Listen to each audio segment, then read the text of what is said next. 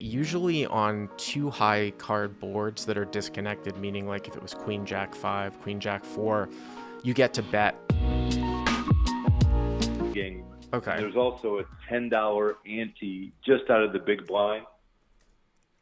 10-10 with the 10 ante in the big blind so that it makes it go faster, right? Now, I'm a big fan of antes in cash games. I always talk about that. And of course, having one ante is going to make things go quicker. They figured that out. And now everyone's sort of moving to that in tournaments and makes sense in a cash game too. Yeah, Yep. It does. So it gets to the hijack. Hijacks makes it $40, which is a normal open in this game. Okay. And I'm sitting in the small blind with pocket kings. And so I make it 150 and the hijack calls. And how deep did you guys start?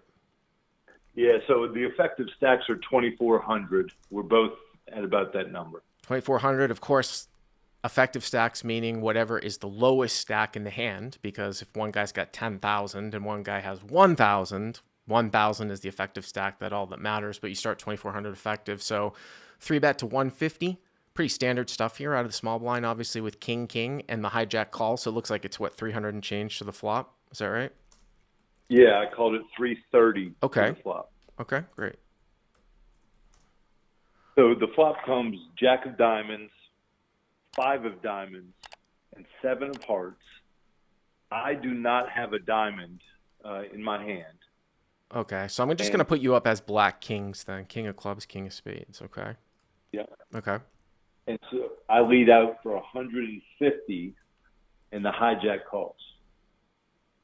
So you bet 150, hijack calls. Obviously, this is not really a board that we need to be really too concerned about. You know, when you're looking at sort of some of these late, it's mid to late configuration type situations, you know, maybe where the button opens, he's going to have many more hands. But really, we look at the boards where there's many possibilities of two pair and straight, like 9-7-6. Stuff like that, 10-8-7, we would start to be concerned about. But Jack 5-7, I mean, he's not really supposed to have 5-7 suited here. So sure, he could have sets. You probably have jacks here too, not 5s and 7s. But no problem here with the bet. The smaller you bet, the more hands you can bet. You sort of take 40%. Okay, so he makes the call, and now it's 630, right? Yeah. Okay. And so I understand everything you just said. Mm-hmm. How do you feel about the sizing? I think that it's interesting because, like I said, this is really where I think a lot of computer modeling kind of helps. What I've noticed is that usually on two high card boards that are disconnected, meaning like if it was Queen Jack 5, Queen Jack 4, you get to bet larger.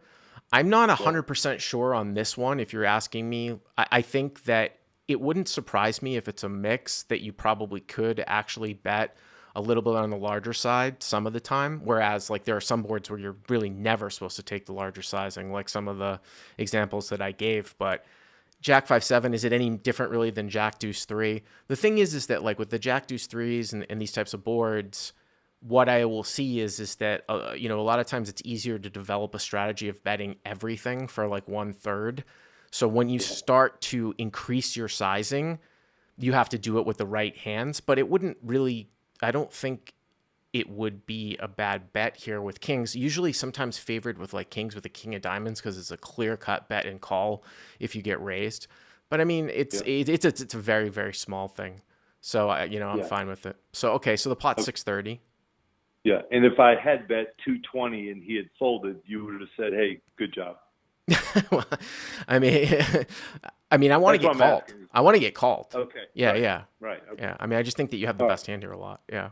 Yeah. Yeah. Okay. So the turn comes the 3 of diamonds. Okay. Front door comes in.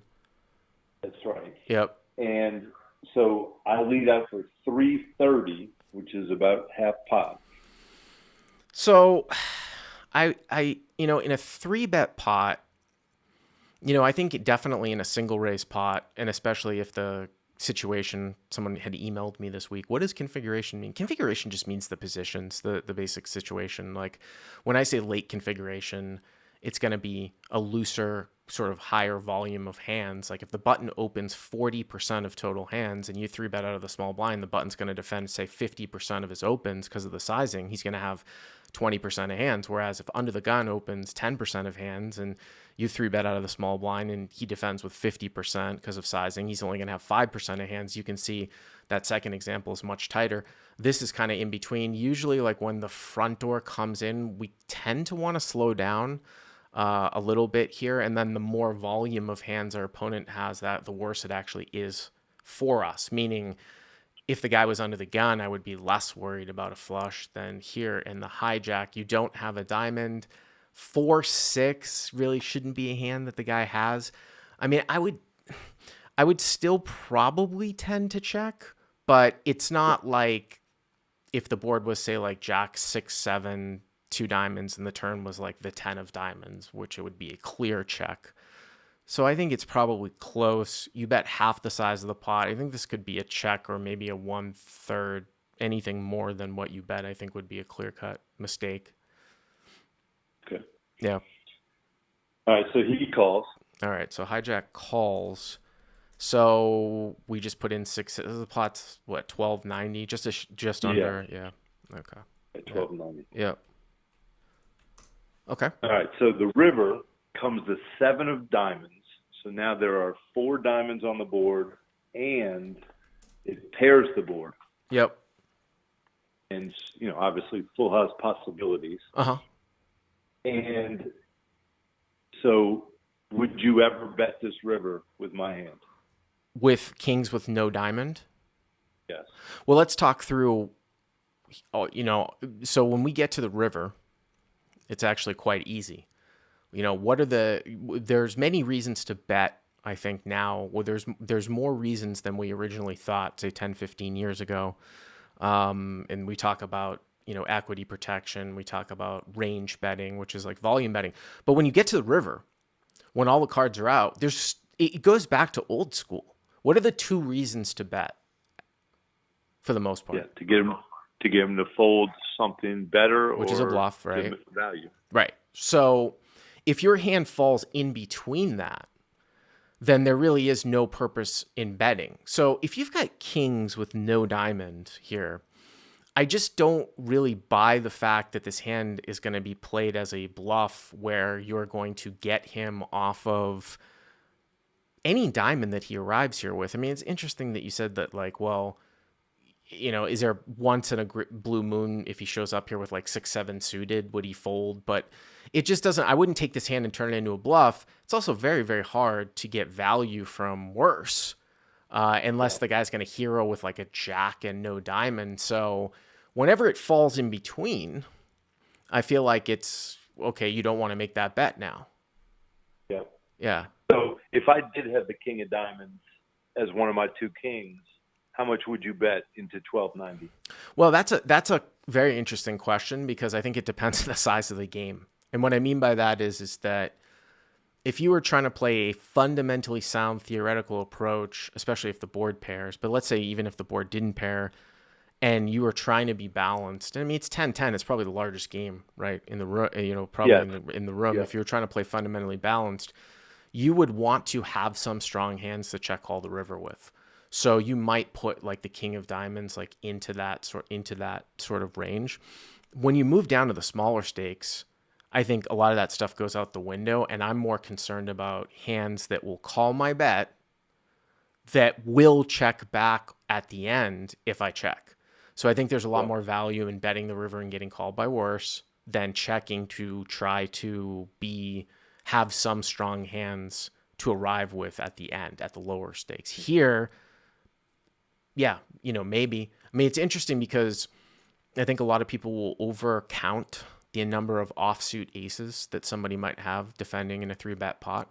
And what I mean by that is, I mean, it's hijack, but if it was an earlier open, he's not really supposed to have a whole lot of, offsuit ace, especially with you holding 2 of the kings, because the primary offsuit ace hand would be ace king as defended to a 3-bet, ace king off, which would have the ace of diamonds in it, maybe some ace queen, probably not ace jack. So you'd be surprised that there aren't as many sort of ace X offsuit combos in a 3-bet pot that get here at the end.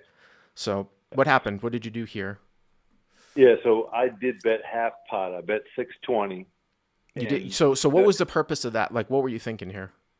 yeah, so I felt like I was up against one pair. Okay, I Okay. think I would have found out about it before the before the river if he had two pair or a flush. I thought I was up against one pair, probably with a diamond, and so I guess you would throw it into the category of just trying to get him fold a better hand.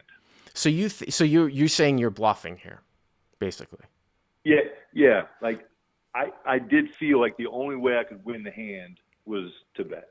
Well, why can't you win the hand against like Queen Jack or King Jack no diamond that just goes check check Yeah. at the end? Yeah.